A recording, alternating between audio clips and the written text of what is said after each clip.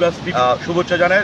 অনারা জানান আজ রোববার সকাল 8:10 রাঙামাটির কাপ্তায় পানি বিদ্যুৎ কেন্দ্র আর পিছনে আছে এই স্পিলওয়ার যেখানে জলকপাট বলে হয় 16 গেট সারি দিয়ে 6 ইঞ্চি করে সারি দিয়ে 16 গেট 6 ইঞ্চি করে সারি দিয়ে, যার ফলে প্রতি সেকেন্ডে 9000 কিউসেক পানি ওনার ওই কাপ্তাই এলাকার অন্নগুলির মধ্যে নিষ্কাশনার।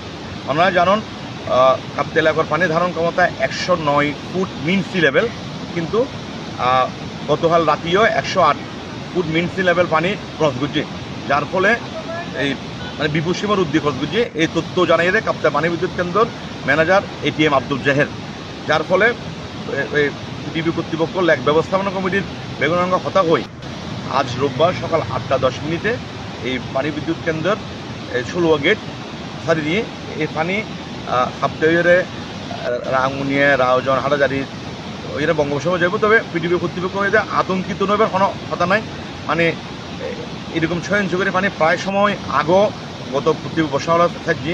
তবে এত অনেকে হয়তো আতঙ্কিত নিচে গড়বারে ডুবি দেবে, কিন্তু বিষয়টা আদৌ